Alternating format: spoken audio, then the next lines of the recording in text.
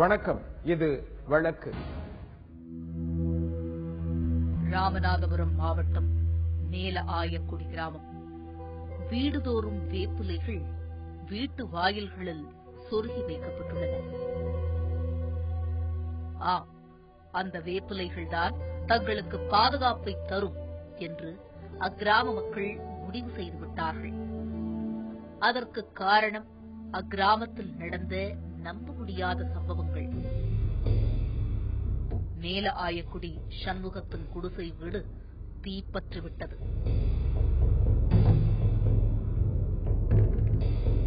மாட்டுத் தொழுவத்தில் பிடித்த இந்த தீ அணைக்கப்படாமல் விட்டிருந்தால் சில பசுக்கள் தீக்கிரையாகி இருக்கும்.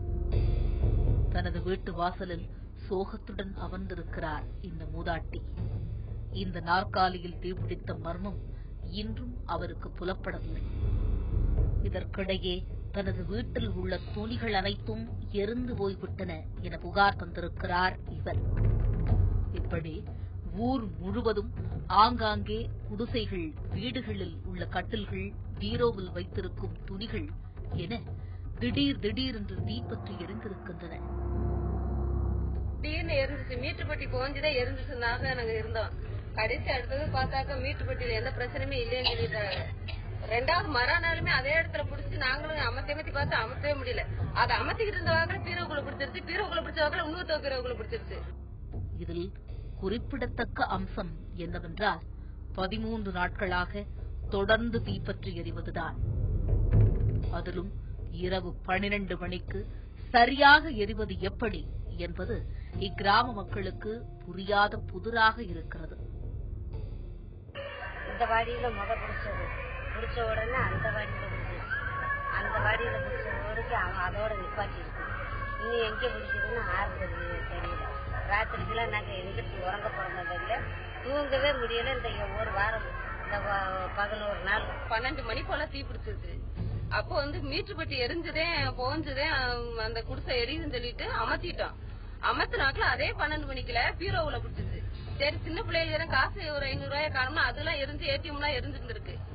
எரியவும் எதுக்குள்ளதான் அப்படி பண்ணிருக்குன்னு சொல்லிட்டு 2 நாளும் விட்டுட்டோம். அதே 12 மணிக்கு 3ஆம் நாள் பீரோக்குள்ள மறுபீரோக்குள்ள பிடிச்சு அந்த கூரையிலையும் பிடிச்சிருச்சு. கூரையில அமர்த்திட்டு இருந்த வாக்குல பீரோக்குள்ள மறுபடியும் அடுத்த பீரோக்குள்ள பிடிச்சிருச்சு. அப்புறம் தான் இது என்ன விஷயம்னே தெரியாம அப்புறம் தான் சந்தேகமா இப்படிலாம் வீட்டுக்கு வீட்டு இப்படி பிடிக்குதுன்னு சொல்லிட்டு மக்கள் எல்லாருமே தூங்காமலே 24 நேரமும் நைட்டுலாம் பத்திரங்க ரேஷன் கார்டு இதெல்லாம் தலைமாட்டில வச்சுட்டு எல்லாரும் புள்ள குட்டி எல்லாம் தூங்காம ரோட்ல தான் சத்துவீங்கக்கா. இன்னைக்கோட 13 நாள் ஆச்சு. 6ஆம் நாள் அங்கிருந்த குடிசையில் தீப்பிடித்த போது அருகில் இருந்தவர்கள் தூங்கிக் கொண்டிருந்த மூதாட்டியை காப்பாற்றி தீயை அணைத்துள்ளனர். அடுத்து எந்த வீடு தீப்பிடிக்குமோ என்ற அச்சம் ஊர் முழுவதும் இருக்கிறது.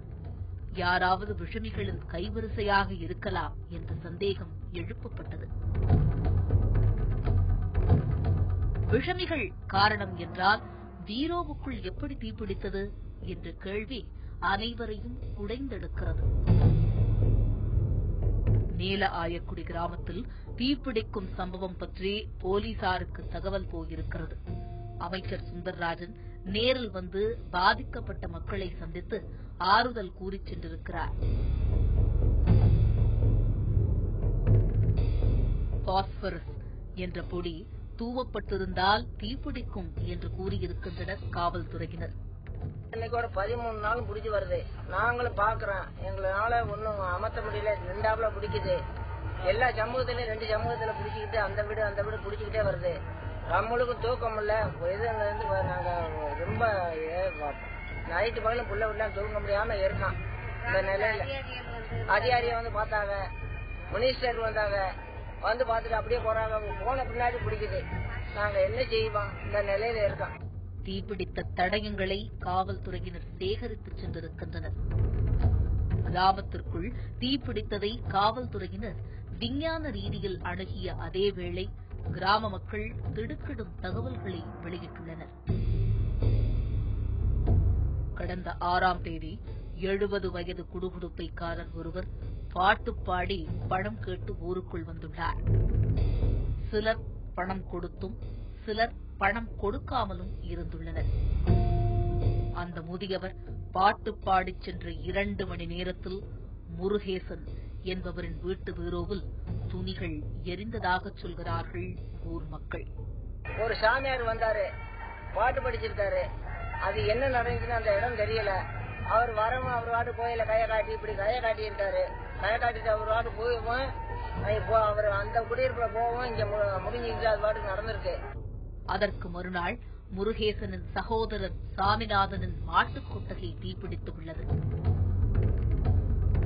குடுகுடுப்பை பெரியவர் பாட்டு பாடிச் சென்ற பின்னர்தான் இதுபோன்ற நிகழ்வுகள் நடப்பதாகவும் அவர் கிராமத்திற்கு சாபமிட்டிருக்கலாம் எனவும் பயத்தில் உள்ளனர் கிராம மக்கள். காளிமுத்து கொண்டு இங்க வைக்கவும் அவருக்கு 90 போச்சு, 500 ரூபா தானே ஐயா புள்ள குட்டிக்காரவங்க உள்ள உள்ளாம் கிடக்குன்னு கேட்கணும். 500 ரூபாய் கொடுத்த வாங்க மாட்டேன், 20 ரூபா கொடுப்பான்ட்டு நல்லா இருப்பான். அவங்க குடும்பம் அப்படியே 90 பூச்சி அப்படியே வச்சுட்டாப்ப அந்த கிழமை விடமா அந்த ஆளுங்க ஈயமா துடிக்குமா. அங்க இருந்த கூட்டம் இங்க வந்துருச்சு. வந்து அங்க போறான், ஜனம் போறா இருக்கு. போலீசாரு இருக்காங்க. போலீசாரு போய் பக்கத்துல அந்த ஆளை தொட்டு பாக்குறாங்கல்ல, பயந்துட்டாங்க. அந்த ஆளுகளை அனுப்பி அந்த இருந்த 50 குடும்பத்தையும் ஊரோட வளர்த்து போங்கட்டு போலீசார்களும் தீபமும் அனுப்பிட்டாங்க. நைட்டா தீ எங்கு பிடிக்கும், எப்போது பிடிக்கும் என எவருக்கும் தெரியாததால் பலரும் தெருவில் தான் படுத்து தூங்குகின்றனர். இதனிடையே விசாரணைக்கு வந்த காவல்துறையிடம் மர்ம முதியவர் பற்றி தெரிவித்துள்ளனர். இதையடுத்து அந்த நபரை உடுமலைப்பேட்டையில் காவல்துறையினர் பிடித்துள்ளனர். சம்பவம் பற்றி கேள்விப்பட்ட அவர் தீப்பிடித்ததற்கும் தனக்கும் சம்பந்தம் இல்லை என சத்தியம் செய்திருக்கிறார்.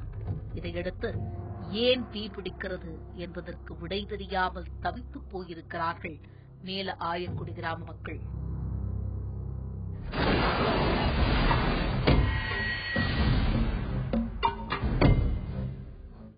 வேலூர் அருகே உள்ள திருவலம் பேரூராட்சியில் இருக்கும் ஒரு தோப்பு பகுதி.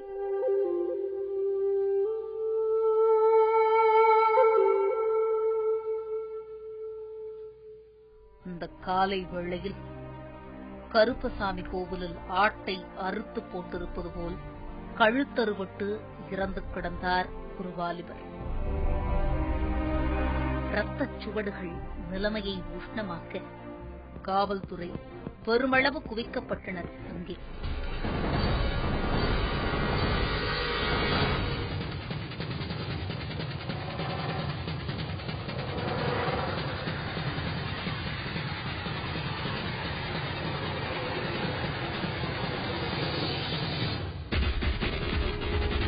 இறந்த வாலிபரின் உறவினர்கள் அவரை அங்கே இங்கே தேடி கடைசியில் பிணமாக பார்த்ததை ஜீரணிக்க இயலாமல் கதறி துடித்தபடி இருந்தது.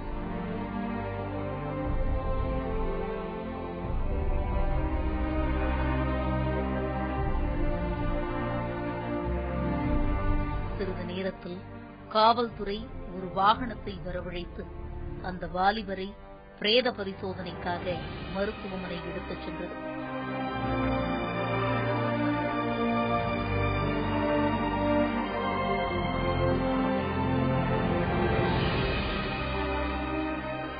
மாலை 4 மணி. திருவலம் காவல் நிலையம் வழக்கத்திற்கு மாறாக பரபரப்பாக இருந்தது. காலையில் கொல்லப்பட்ட வாலிபரின் உறவினர்களும் பொதுமக்களும் உடலை பெற்றுக் கொள்ள முடியாது என்று பிடிவாதமாக நின்று கொண்டிருந்தனர். குற்றவாளிகளை உடனடியாக கைது செய்ய வேண்டும் என அவர்கள் காவல்துறையை வலியுறுத்திக் கொண்டிருந்தனர். நேரம் செல்ல செல்ல டென்ஷன் எகிரியதை தவிர நிலைமை சீராகவில்லை. காவல்துறை பொதுமக்களை சமாதானப்படுத்த எடுத்த முயற்சி தோல்வியை நோக்கி நகர சிலர் காவல் நிலையம் முன்பு அமர்ந்துவிட்டனர்.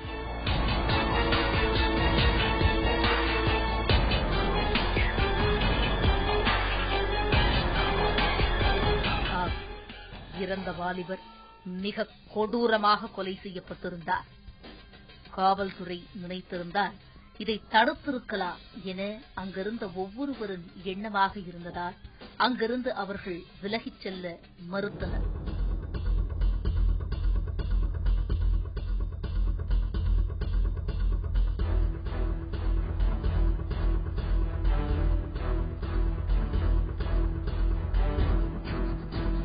திருவலம் சிவானந்தா நகரைச் சேர்ந்தவர் ரிச்சர்ட். அவரை சார்ந்த மக்களிடையே துடிப்பானவர், உதவும் நல்ல உள்ளம் படைத்தவர் என பெயர் எடுத்தவர். கடந்த வாரம் ரிச்சர்ட் பக்கத்து கிராமத்தில் உள்ள ஒரு கோவில் திருவிழாவுக்கு செல்ல அங்கு தகராறு ஏற்பட்டுள்ளது. போன 9ஆம் தேதி செம்பராயநல்லூர் கிராமத்தில் திருவிழா நடந்தது. செம்பராயநல்லூர் திருவிழா நடந்ததால இவர் வந்து ரிச்சர்ட் என்பது தாழ்த்தப்பட்ட சமூகத்தை சார்ந்தவங்க. அவர் வந்து அந்த ஊர் திருவிழாக்கு அவசரம் போக சொல்ல இவனுங்க என்ன பண்ணியிருக்காங்க, அந்த சம்பந்தப்பட்டவங்க 4 பேரும், அதை மதி இவங்க எல்லாம் யாரோ சொல்றாங்க. அவங்க எல்லாம் வந்து 4 பேர் என்ன பண்ணியிருக்காங்க, நீ வந்து ஒரு சேரிக்குள்ள இருக்கிறோம், ஏன்டா எங்க ஊர்ல திருவிழாக்கு நீ வந்திருக்கீங்கன்ட்டு இவனை கூப்பிட்டு ஏதோ அடிச்சிருக்காங்க. அடிச்சோன்னா அதுல மண்டையில பிளட் கிளாட் ஆயிடுச்சு. கிளாட் ஆகிட்டா இவங்க போயிட்டு ஐசியூல அட்மிட் ஆயிருக்காங்க. அப்போ வந்து டாக்டருங்க கேட்டிருக்காங்க, என்ன இந்த சம்பவத்தை பத்தி எப்படி உங்களுக்கு அடிபட்டதுன்னு கேட்டிருக்காங்க. அவங்களும் அது வாக்குமூலத்தில் சொல்லியிருக்காங்க, இந்த 4 பேர் வந்து திருவிழாவில் அடிச்சாங்க, அதனால வந்து அப்போ ஐசியூல அட்மிட் ஆகணும், கொஞ்சம் ரெக்கவரி ஆயாச்சு. தள்ளி இருக்காங்க அவனுங்க. இவன் மேல ஊந்த உடனே பசங்களுக்கு நடங்க இங்க வேலை அப்படின்ட்டு குழந்தை போட்டு அடிச்சிருக்காங்க. குழந்தை போட்டு அடிச்சுன்னு கோவம் வந்துட்டு அவனுக்கு அடிக்கி 2 பேரும் அடிச்சு அவனுக்கு மண்டையில போட்டுருக்கான். போட்டு வந்தா மயக்கத்தோட குழந்தை வந்து வீட்டுக்கு அந்த நைட் ஃபுல்லா பிக்ஸ் வந்துனே இருந்துக்குது. குழந்தைக்கு 1 ஹவருக்கு பிக்ஸ் வந்துனே இருக்கு. பயந்து இந்த சுய நினைவு இல்லாம அடுக்கம்பரை ஹாஸ்பிட்டலுக்கு இட்டுன்னு போயிட்டு அப்ப கூட வீட்டுல சொல்லல அடிச்சுது. அடுக்கம்பரை ஹாஸ்பிட்டலுக்கு போயிட்டு டாக்டர் கிட்ட கேட்டும் போது தான் சொல்லியிருக்கான், 4 பேர் நடிச்சிட்டாங்க சார், அதனால தான் இது மாதிரி ஆயிடுச்சு அப்படின்ட்டு வாக்குமூலம் எல்லாம் 4 பேரும் காலி சரத்தி மல்லாடிச்சு 4 பேரும் சொல்லி ஸ்டேட்மெண்ட் கொடுத்துருக்கான். அந்த 10 நாள் நாங்களும் வீட்டுக்கும் ஹாஸ்பிட்டலுக்கும் போயிட்டு வந்திருக்கோம். சிகிச்சைக்கு பின்பு ரிச்சர்ட் ஊர் திரும்பிய நிலையில் மீண்டும் தகராறு ஏற்படவே எதிர்த்தரப்பைச் சேர்ந்த சிலரை ரிச்சர்டும் அவரது நண்பர்களும் தாக்கியுள்ளனர். இந்த சம்பவம் தொடர்பாக திருவலம் போலீசார் ரிச்சர்டை கைது செய்து ஜெயிலில் அடைத்திருந்தனர். அவனுக்கு வந்து ரொம்ப சுயநிலை இல்லாம ஆயிட்டான். ட்ரீட்மெண்ட் எடுத்து 10 நாள் கழிச்சு வந்தோம். 10 நாள் கழிச்சு வந்த பிறகு போலீஸ் ஸ்டேஷன் அங்க இருக்க சொல்லி நாங்க கம்ப்ளைண்ட் கொடுத்தோம் அடுக்கும்பாறை ஹாஸ்பிட்டல்ல. ஆனாலும் அந்த போலீஸ்காரங்க வந்து அதை பெருசா எடுத்துக்கவே இல்லைங்க. எடுத்துக்காம விட்டதுனால மறுபடியும் வந்த பிறகு இவன் ஒரு அடி அடிச்சு திருப்பி எஃப்ஐஆர் போட்டு உள்ள தள்ளிட்டாங்க. வந்து கோவம் எடுத்து விளையாடி இந்த ஸ்டெம்ப் எடுத்துன்னு போயிட்டு மதிய அடிச்சுட்டு வந்துட்டு இருக்காங்க. ஸோ அதனால வந்து போலீஸ் என்ன பண்ணிருக்குது, இது சரியான ஒரு விசாரணை எதுவும் மேற்கொள்ளாம ரிச்சர்டை அடிச்சுட்டான்னு சொல்லிட்டு அந்த ஊரே வந்து ஒரு மாதிரி இது பண்ணிட்டு இருக்காங்க. எல்லாம் ஒரு ஸ்ட்ரைக் போர்ஸ் எல்லாம் கூப்பிட்டு வந்து ஒரு 4 மணி ஊர்ல இருக்கிறவங்க அடிச்சு கொண்டு போய் அவங்க வந்து பல்லுகள் எல்லாம் உடைச்சி எல்லாம் ஒரு மாதிரி இது பண்ணிருக்காங்க. ஸோ அதனால வந்து நம்மளால நம்ம ஊருக்கு இதுக்கு பாதிப்பு அப்படின்னு சொல்லிட்டு ரிச்சர்டு, எழில், அருண் பிளஸ் கார்த்தி இவங்க 4 பேரும் வாலண்டியரா போய் சரண்டர் ஆகுறாங்க. நாங்க இது பண்ணி சரண்டர் அவங்களை வந்து பெயில போட்டுறாங்க. அவங்க மேல என்ன சொல்றாங்கன்னா 147, 323, 324, 506 Part 2 IPC அதுல வந்து அவங்க அந்த பேசிஸ்ல வந்து அவங்க ரிமாண்ட் பண்றாங்க. இதையடுத்து ரிச்சர்டின் உறவினர்கள் அவரை ஜாமீனில் எடுத்து வெளியே கொண்டு வந்தனர். தினமும் திருவலம் போலீஸ் நிலையத்தில் ரிச்சர்ட் கையெழுத்து போட வேண்டும் என்பது ஜாமீன் நிபந்தனைகளில் ஒன்று. வியாழக்கிழமை பெயில் ஆகுது, வெள்ளிக்கிழமை வந்து ஜெயில இருந்து ரிலீஸ் ஆகுறாங்க. 2 பேர் ரிலீஸ் ஆகுறாங்க. ஒரு 2 பேர் வந்து லேட் ரிமாண்ட். ஸோ அதனால அவங்கள பெயில் எடுக்க முடியல. அதனால இவங்க 2 பேர் முன்னாடி வராங்க. முன்னாடி வந்துட்டு சனிக்கிழமை காலையில என்கிட்ட வந்து பேசுறாங்க. நான் சொன்ன அட்வைஸ் பண்ண அனுப்புறேன், தம்பி இதெல்லாம் வேண்டாம் அந்த மாதிரி தான் பேசுறேன். இல்ல சார் நாங்களும் போக மாட்டோம் இனிமேல் அப்படின்னு சொல்லிட்டு போறாங்க. ஆனா அவங்களுக்கு எம்எல்ஏ வந்து ஜாதி பத்தி பேசுறாங்க, அடிக்கடி ஜாதி வரியே எனக்கு தூண்டுற மாதிரி பேசுறாங்க அப்படின்ற மாதிரி. அதெல்லாம் நீங்க வச்சுக்காத, நீங்க போய் ஸ்டேஷன்ல போய் கையெழுத்து போட்டுவாங்க. ஸ்டேஷனுக்கு போனாங்க, கையெழுத்தெல்லாம் போட்டு வந்துட்டு இருக்காங்க. சம்பவத்தன்று திருவலம் போலீசில் கையெழுத்து போட்டுவிட்டு வீடு திரும்பிக் கொண்டிருந்தார் ரிச்சர்ட். இதோ இந்த ஸ்பீட் பிரேக்கரை கிடந்தபோது அந்த கொடிய சம்பவத்தின் முதல் திட்டம் செயல்படுத்தப்பட்டது. அங்க வந்து அவங்க சாவுக்கு வர சொன்ன ஸ்பீட் பிரேக்கர் கொடுவோம். ஸ்பீட் பிரேக் வந்து ஸ்லோ பண்ணிருக்காங்க. ஸ்லோ பண்ண உடனே அந்த காலின்ற ஒரு பையன் சின்ன பையன் வந்து கல்லால தூக்கி அடிச்சிருக்காங்க. பின்னாடி அடிச்ச உடனே மயக்கம் வந்துட்ட உடனே அவனை தூக்கி வண்டியில குறைச்சு போயிட்டு இருக்காங்க. வண்டியில உட்கார போன உடனே எல்லாரும் சொல்லிருக்காங்க வண்டியில உட்கார இந்த பக்கம் போயிட்டாங்க. ஆனா தேடின்னு போக மாட்டாங்க. அந்த வண்டியிலே உட்கார கூட்டு வந்து எந்த வழி போனாங்கன்னு தெரியல. ஆனா நாங்க தான் தேடின கண்டி கூட போலீஸ் போய் தேடவே கிடையாது. ஸ்பீட் பிரேக்கரில் ரிச்சர்டை தாக்கியவர்கள் உடனடியாக அவரை அங்கிருந்து கடத்தி சென்று விட்டனர். சனிக்கிழமை சுமார் ஒரு 2:30 மணிக்கு இருக்கும். 2:30 மணிக்கு வந்து ரிச்சர்டோட மாமா எனக்கு கால் பண்றாரு. சார் இது மாதிரி ரிச்சர்டை வந்து யாரும் கொலத்தாண்ட மடக்கி அடிச்சுன்னு இருக்காங்களா சார்? இன்னும் எங்க சார் எந்த இடத்துல நீங்க போய் ஸ்பாட்ல போய் பாருங்க சார். இல்ல சார் போலீஸ் ஸ்டேஷனுக்கு தகவல் கொடுங்கன்னு நான் சொல்றேன். இல்ல சார் நீங்க தகவல் கொடுங்க சார், நாங்க எங்களுக்கு போலீஸ் ஸ்டேஷன் நம்பர் தெரியாது என்ன ஏறினாங்க. சரிங்க, உண்மையிலேயே அது உண்மையா பொய்யான்னு தெரிஞ்சுன்றதுக்காக யார் உங்களுக்கு சொன்னது அந்த நம்பரை கொடுங்க, போன் நம்பர் எழுதின்ற தம்பி சொன்னா அப்படின்னு சரி அவர் நம்பர் கொடுத்து அவர் கூப்பிட்டு விசாரிக்கிறேன். ஆமா சார் ரிச்சர்ட் எங்க தான் அடிச்சிருந்தாங்க எல்லாம் சொன்னாங்க. ஆனா இங்க ஆள் இல்ல, எங்க தூக்கின்னு போயிட்டு இருக்காங்க அப்படின்ற மாதிரி சொன்னாங்க. 2:52 சரியா வந்து ராஜேந்திரன் ஒருத்தர் இருக்காங்க திருவள்ளூர் ஸ்டேஷன். அவருக்கு நான் கால் பண்றேன். இந்த மாதிரி வந்து இந்த மாதிரி ரிச்சர்ட் தூக்கி போயிருக்காங்களா சார்? உடனே சரி சார் நான் போலீஸ் அனுப்புறேன் அப்படின்ற மாதிரி சொல்றாங்க. போலீஸை போயிட்டோன்னா அதுக்கப்புறம் இவங்கள இல்ல சார் ஒன்றும் போலீஸ் வந்து எதுவும் தேடலை அப்படின்னு மறுபடியும் எனக்கு தகவல் நேரடியாக நானே ஸ்டேஷனுக்கு போறேன். போனோன்னா அவங்க என்ன சொல்றாங்க, நாங்கள் எஸ்ஓசி போய் பார்த்துட்டு வரோம் அப்படின்ற மாதிரி சொன்னாங்க. சார் என்ன எஸ்ஓசியை போய் என்ன பார்த்து இந்த நேரத்தில் என்ன பண்ண போறீங்க? அவங்க ரிலேஷன் யார் எங்க இருக்காங்க அது ஃபுல்லாக செக்யூர் பண்ணுங்க, இடத்த சர்ச் பண்ணுங்க சார் நீங்க அப்படின்னு நான் சொல்றேன். சரின்ட்டு அதன்படி இவங்க தராங்க. அவங்க வந்து அவங்க அந்த மதி அப்படின்றவங்க அவங்க வீட்டில் தான் போய் எல்லாத்தையும் பார்த்துருக்காங்க. பட் போலீஸ் வந்து அதாவது இவங்க வந்து உயிர் போகாம பாதுகாக்கணுன்றதுக்காக சொன்னா அந்த நடவடிக்கை நம்ம சொன்னோம். சம்பவத்தை கேள்விப்பட்ட ரிச்சர்டின் உறவினர்கள் பதறி அடித்தபடி அவரை தேடத் தொடங்கினர். ரிச்சர்ட் கடத்தப்பட்டது தொடர்பாக காவல்துறைக்கும் தகவல் தெரிவிக்கப்பட்டது. ஆனால் எந்த பிரயோஜனமும் இல்லை. ரிச்சர்டின் தாய் இரவு முழுவதும் தூங்காமல் மகனை தேடினார். கடைசியில் மகன் கிடைக்காமல் அதிகாலை 4:30 மணிக்கு திருவலம் போலீஸை சரணடைந்துள்ளார். முதல் நாள் மதியம் கடத்தப்பட்ட ரிச்சர்ட் மறுநாள் காலையில் திருவலம் தோப்பு பகுதியில் கொலை செய்யப்பட்ட நிலையில் கண்டெடுக்கப்பட்டார். அதுவும் தானே தேடி கண்டுபிடித்ததாக கதறுகிறார் ரிச்சர்டின் தாய். ரிச்சர்ட் சாதி வெறிக்கு பலியாகிவிட்டதாக சொல்கிறார்கள் அவரது உறவினர்கள். காவல்துறை நியாயமாக நடவடிக்கை எடுத்திருந்தால் ரிச்சர்டின் மரணத்தை தடுத்திருக்கலாம் என்பது கிராம மக்களின் வாதமாக இருக்கிறது. குற்றவாளிகளை கைது செய்யாமல் காவல் நிலையத்தை விட்டு அகலமாட்டோம் என ரிச்சர்டின் உறவினர்கள் கூறிவிட்டதால் சம்பவ இடத்துக்கு வந்து சமாதானப்படுத்தினார் மாவட்ட காவல் கண்காணிப்பாளர்.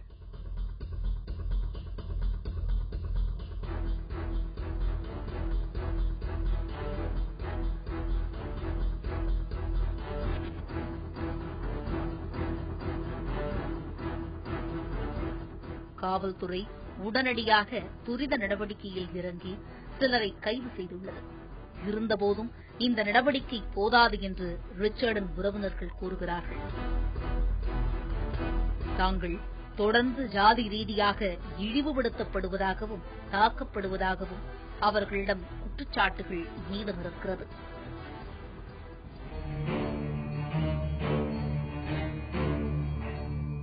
எந்த முகாதனமும் இல்லாமல் தாக்குதல் ஏற்பட்டு அதன் காரணமாக மரணம் சம்பவித்தால் சட்டம் அதை எப்படி பார்க்கிறது? இந்திய தனியார் சட்டப்பிரிவு 299 வந்து culpable homicide amounted to murder கொலை குற்றத்தை பத்தி விரிவாக்கம் சொல்கிறது. சட்டப்பிரிவு 300 வந்து கொலை குற்றத்துக்கான தண்டனை பத்தி சொல்லுது. அதனுடைய விலக்கல் என்னங்கிறது சொல்லுது. அதே நேரத்தில் ஒரு நபர் தன்னுடைய உடலையோ சொத்தையோ பாதுகாத்துக் கொள்ளும் பொருட்டு ஒரு செயலை செய்து அதன் காரணமாக ஒரு நபர் வந்து காயம் ஏற்பட்டு அவர் வந்து அந்த தாக்குதலின் காரணமாக மரணம் சம்பவித்தால் அதை வந்து ஆக்ட் ஆஃப் பிரைவேட் டிஃபென்ஸ் அப்படின்னு சொல்றாங்க. அது வந்து சட்டப்பிரிவு வந்து 100 ஐபிசி விளக்கம் அளிக்கிறது. அதனை பொறுத்த வகையில ஒரு தனக்கு வந்து ஒரு அச்சம் ஏற்படுகிறது. அந்த எதிராளி வந்து அவருடைய செய்யின் காரணமாக மரணம் சம்பவித்துவிடும், உடனே சம்பவித்துவிடும் ஒரு அச்சம். அடுத்ததாக கொடும் காயம் அந்த எதிராளியில் ஏற்பட்டுவிடும் அப்படிங்கிற ஒரு எண்ணம். மூணாவது வந்து வன்புணர்ச்சி. அந்த எதிராளியாலோ பல நபராலோ வந்து அந்த பெண்ணுக்கோ அந்த பெண் சார்ந்த வேற யாருக்கோ ஒரு கட்டாய வன்புணர்ச்சிக்கு வந்து ஒரு தள்ளப்படும் சூழல் இருக்கணும். அடுத்து இயற்கைக்கு மாறான ஒரு ஒரு இயற்கைக்கு மாறான ஒரு உறவு முறையில வந்து தகாத உறவு முறைக்கு தள்ளப்படும் சூழல் இருந்தாலோ, இல்ல ஒரு குழந்தையை கடத்துறதுக்கான ஒரு சூழல் இருக்கும் பட்சத்துல, இல்ல ஒரு நபரை ஒரு இடத்துல அடைச்சு வச்சிருக்காங்க, அடைச்சு வைக்கக்கூடிய இடத்துல இருந்து தப்பிச்சு போய் ஒரு காவல்துறை அதிகாரிட்டையோ ஒரு அதிகாரிட்ட சொல்ல முடியாத சூழல் இருந்தால், இந்த 6 விலக்குகளுக்கு கீழாக ஒரு நபர் தள்ளப்படும் சூழல்ல அவங்க ஒரு தனிநபர், அரசு அதிகாரியாக இல்லாத ஒரு நபர், காவல்துறை அதிகாரியாக இல்லாத ஒரு நபர், அவங்க வந்து இந்த ஆக்ட் ஆஃப் பிரைவேட் டிஃபென்ஸ் அங்கிருந்து மேல இந்த 6 விஷயங்களை பொறுத்த வரைக்கும் அவங்க எப்படி வெளியே தப்பிச்சு வர்றாங்களோ அதற்கான நடவடிக்கையில ஒரு செயல் ஈடுபட்டு அதன் காரணமாக மரணம் ஏற்பட்டால் அது ஆக்ட் ஆஃப் பிரைவேட் டிஃபென்ஸ் அப்படின்னு சொல்லி சட்டம் சொல்கிறது. முன்னெல்லாம் சட்டம் எப்படி இருந்ததுன்னா, ஒரு நபர் வந்து தற்காப்பு உரிமைக்காக ஏதாவது ஒரு செயலை செஞ்சாங்கன்னா கூட அதன் காரணமாக மரணம் சம்பவித்து விட்டால் அந்த நபரை கைது செய்து நீதிமன்றத்துக்கு அனுப்பிச்சு வைப்பாங்க. அதன் பிறகு விசாரித்து அந்த விசாரணையில அந்த நபர் வந்து நிரபராதி, அவர் புரிஞ்ச செயல் வந்து குற்ற செயல் ஆகாது, அந்த காரணம் என்ன அப்படின்னா தன்னுடைய உயிரையோ சொத்தையோ மானத்தையோ காப்பாற்றுறதுக்காக அவங்க எடுத்துக்கொண்ட ஒரு செயலுங்கிறத வந்து நீதிமன்றத்துக்கு தெரிய வரும்பொழுது அந்த நபர் அந்த வழக்கிலிருந்து விடுவிக்கப்படுவார். மதுரையில சில ஆண்டுகளுக்கு முன்பாக ஒரு பெண் தன்னுடைய மகளிருடைய மானத்தை காப்பாற்றுறதுக்காக எடுத்துக்கொண்ட ஒரு செயல் வந்து கொலையில போய் முடியுது. அது காவல்துறையினர் அந்த நபரை வந்து கைது செய்யாமையே விட்டுட்டாங்க. அது பெரும் சர்ச்சையை ஏற்படுத்தியது. அதன் பின்னர் நீதிமன்றத்தில் அது வந்து வழக்காக எழுப்பப்பட்ட பொழுது நீதிமன்றம் காவல்துறை செய்ததை சரி என்று உத்தரவிட்டது. அந்த அடிப்படையில் ஒரு நபர் தன்னுடைய மானத்தை காப்பாற்றுவதற்காக, தன் உயிரை காப்பாற்றுவதற்காக தன்னுடைய மானத்தையோ பிறருடைய மானத்தையோ அந்த செயலை செய்யல அப்படின்னா அது உடனே நடந்துரும் அப்படிங்கிற ஒரு சூழல்ல, வேறு எந்த விதமான ஒரு ஆபத்து காப்பாற்றுறதுக்கான ஆள்கள் இல்லாத சூழல்ல அவர் செய்யக்கூடிய ஒரு செயலின் காரணமாக, தாக்குதல் காரணமாக மரணம் சம்பவித்தால் அப்படிப்பட்ட வழக்குகள்ல சமீப காலத்துல வந்து நிறைய வழக்குகள்ல காவல்துறையினர் அந்த நபரை கைது செய்வதில்லை. ஏன்னா ஒரு நபர் வந்து கைது செய்யப்பட்டு நீதிமன்றத்துக்கு அனுப்பிச்சு 2 ஆண்டுகளுக்கு பிறகு அவர் நிரபராதி அப்படிங்கிற ஒரு சொல்லப்பட்ட சூழல்ல அந்த அவசரம் எந்தவித காரணமும் இல்லாமல் அவர் அந்த செயலுக்கு காரணமே இல்லாத சூழல்ல அவங்க வந்து மிக கொடூரமான ஒரு விஷயத்துக்கு அவங்க தள்ளப்படுறாங்க.